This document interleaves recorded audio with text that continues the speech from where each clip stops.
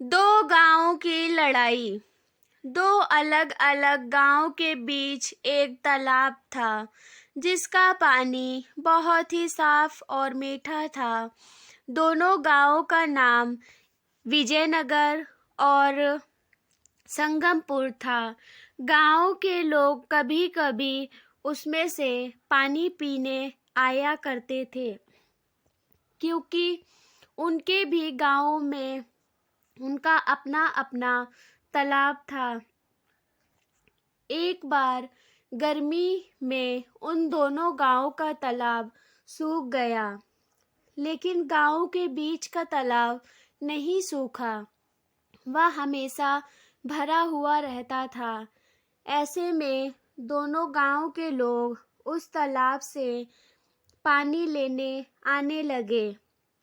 इससे चलते एक दिन दोनों गांव के लोगों में लड़ाई हो गई और अब वे दोनों तालाब पर अपना हक जमाना चाहते थे। ऐसे में दोनों गांवों के मुखिया ने निर्णय लिया कि वह युद्ध करके इसका फैसला करेंगे। ऐसे में दोनों मुखिया एक साधु के पास गए और उससे पूछा कि उन दोनों गांवों से कौन जीतेगा। तब साधु ने कहा कि विजयनगर के लोग जीत जाएंगे। यह सुनते ही संगमपुर के लोग उदास हो गए, लेकिन फिर भी उन्होंने लड़ने का सोचा। अगले दिन दोनों के बीच लड़ाई हुई। विजयनगर के लोग ठीक से युद्ध नहीं कर रहे थे, क्योंकि साधु ने कहा था कि वे लोग जीत जाएंगे, लेकिन संगमपुर के लोग पूरी ताकत लगाकर लड़ रहे थे। लड़ते लड़ते संगमपुर के लोग जीत गए।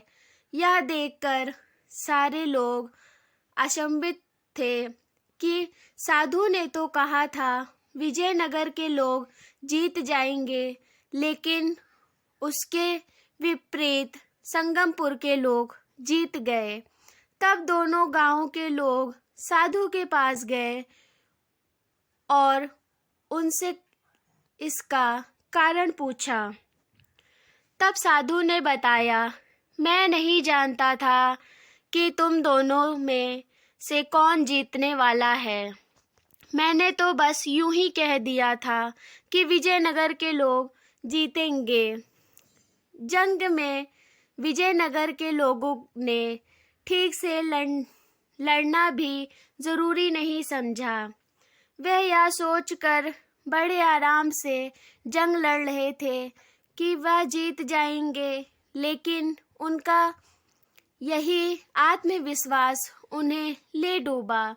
इसीलिए घमंड कभी नहीं करना।